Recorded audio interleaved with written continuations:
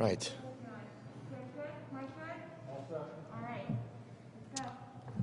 I want to welcome everybody from the media who are here this afternoon. So we're here today to talk about the deal that was struck between the New York Senate Democrat Conference and the New York Assembly Democrat Conference. It was sold last night and widely reported that it was a deal to rescind the governor's emergency powers. What we now know this morning is that it does nothing of the sort. Nothing of the sort.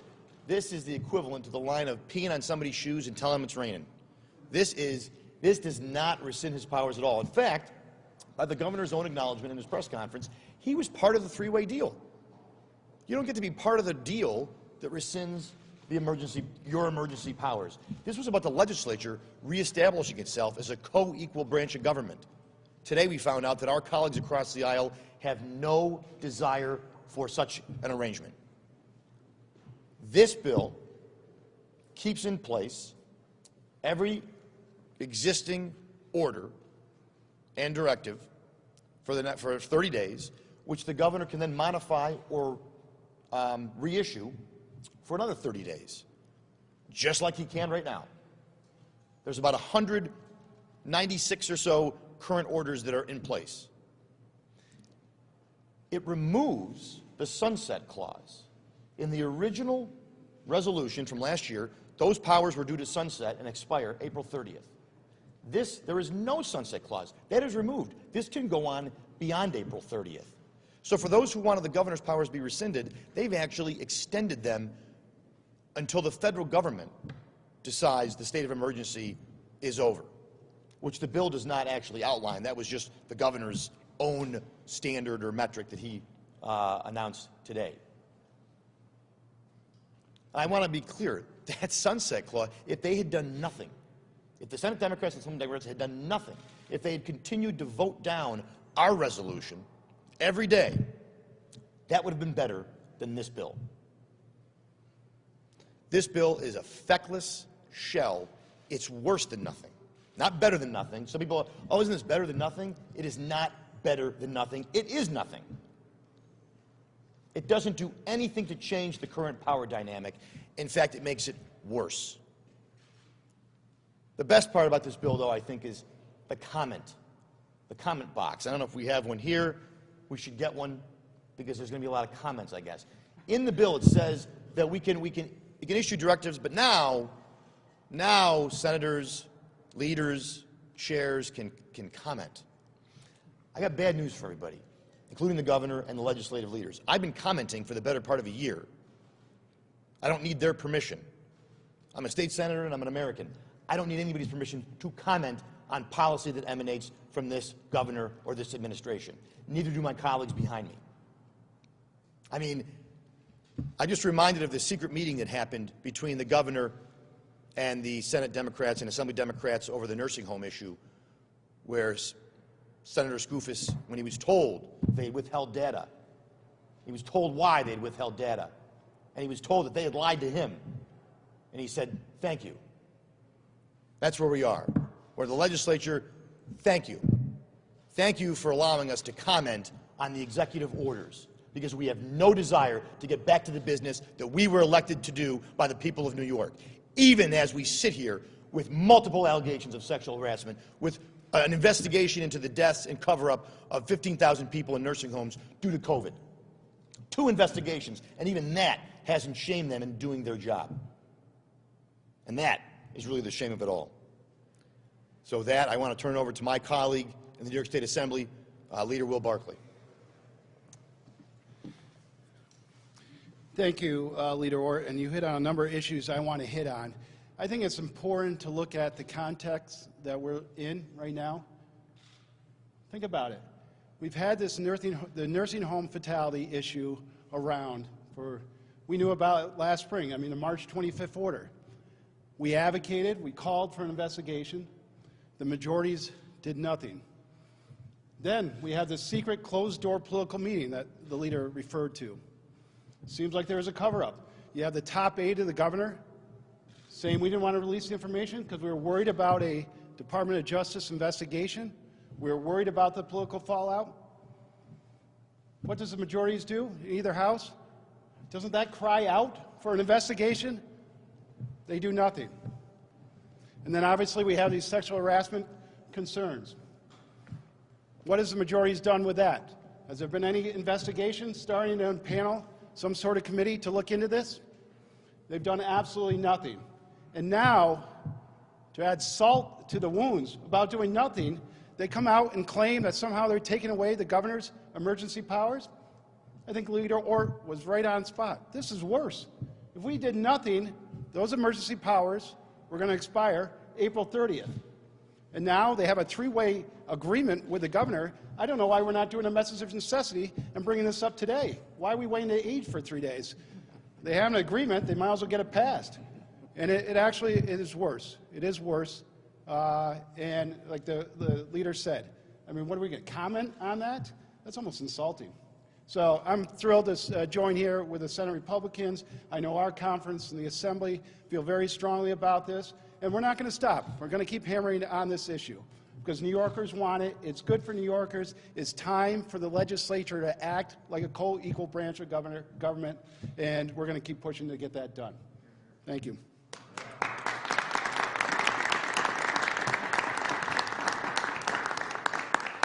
With that, we're happy to take any questions. If you want to just, if it's directed at one of us, just identify who. If it's just a general question, that's fine too. Senator, New York is one of 15 trifecta states where the governor both houses of the legislature controlled by one party. 145 members of the state legislature are Democrats out of 213. Is that a signal that the people of New York State are more comfortable with Democrats governing them? I must have missed my earlier press conference. I don't know what that has to do with this. I would say that it should be a sign that one-party rule results in one-person rule. There is no accountability on this executive, even at this moment, when it seems to me that my colleagues across the aisle are screaming for accountability, when New Yorkers should be screaming for accountability. This isn't accountability. This is a backroom deal, no doubt, as part of some maybe larger budget negotiation. But this is the worst kind of thing to come out of here, where you tell people, there are restaurant owners right now who are going to call their senators, people behind me, my colleagues across the aisle, and they're going to say, what does this mean for me? And the answer, I'll tell them all right now, is nothing. It means nothing for you. Nothing changes. As one of my colleagues said, Seinfeld, the show about nothing, this is a bill about nothing. It really is. And I wish it was just funny. But it's insulting to me, and it should be insulting to a lot of people who were told last night a deal is finally there to rescind the governor's emergency powers, and I'm sorry, but it's nothing of the sort. So yes, it's one-party rule, and that's why we are where we are, but we have all been elected and represent millions of New Yorkers who expect us to do the job of legislating and holding the executive accountable, and right now, that is not happening, and this bill doesn't change that. But if New Yorkers were fed up with one-party rule, wouldn't they elect more Republican lawmakers? Wouldn't they elect Republican? Well, there's another election in 22, so we'll find out. Yeah, and I get a little offended that anyone thinks this is a partisan issue. We don't see this partisan. It so happens we're all Republicans, so we want action here. But do we think nursing home fatalities is a Republican or Democratic issue? As far as I know, the people that are unfortunately dying, tragically dying in these nursing homes, were Republicans and Democrats, and I think everybody ought to be concerned about that. Same with sexual harassment. Is that a Democrat or Republican issue? I don't think so, and I think everybody ought to be concerned of that. You're right, we do come from a Democratic state, but I think people, at least I can hear from my constituents, are getting concerned, they're getting fed up, and I would encourage my colleagues on the other side of the aisle to listen to their constituents, because I think things are changing. And I would want to add one more thing on that, though. 14 of my colleagues in the Senate wrote a letter saying they supported rescinding the powers. This doesn't do it. So if you want to rescind the power, so this is a bipartisan cause now for rescinding the powers, and yet we have the inverse, in my view. It's the extension of the powers beyond the date. Next question. Morgan. What do you feel about the governor's apology today when it did come to these sexual harassment allegations? You know, some would say it was a performance worthy of the Emmy. But I'll say, look, I don't know what's in somebody's heart. What I know is this. There's an investigation ongoing by the Attorney General's office. And no amount of apologies are going to change that investigation from moving forward. The governor didn't want that investigation to move forward, as he wanted to choose someone else. Our conference said that was unacceptable. My colleagues across the aisle said it was unacceptable, and that's why that investigation is now moving forward. So I'll let that investigation play out and see what the results of that are. If he's sorry, and he says he's sorry, then he can say he's sorry, but it doesn't change what these women have come forward to allege. You said it all. Dan? Oh, Dan, I'm sorry. I have a question. What did you think about the past week? It took the governor over a week to respond to these allegations in person. He was in his mansion, very close to his place of work here. What did you think of that? When it started, I thought I must have missed something because you know we started about the COVID, and I felt like it was like the last week hadn't even occurred, right? It was as if it hadn't happened before he addressed it. Look, I think that these allegations are incredibly damning. The scandals are incredibly damning. He's got 2 investigations.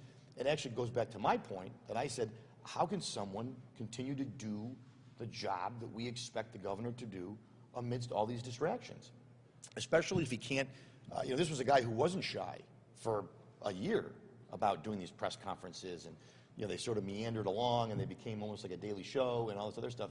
And now all of a sudden, of course, that wasn't on the calendar. So look at it, I wasn't surprised, but I think it reinforces the point that if he can't be out there and communicating, and he can't be out there doing the job that we expect a governor to do, that is why I have called for him and others to step aside, because I think it is a huge distraction. He's got 2 investigations, and how could any one person put the needs of New Yorkers ahead of that kind of distraction and personal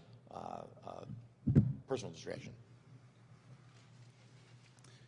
I guess I wasn't surprised. I think the governor is hoping that this will all blow over. I think that's what he wants. Maybe it'll die down, the press will move on to something, the legislature will move on to something else. But it does again make me think, why isn't the legislature acting? Why aren't the majorities acting? And not necessarily just on the sexual harassment claims, but again, on the nursing home fatalities. They're doing backwards on the emergency powers. Isn't this the time?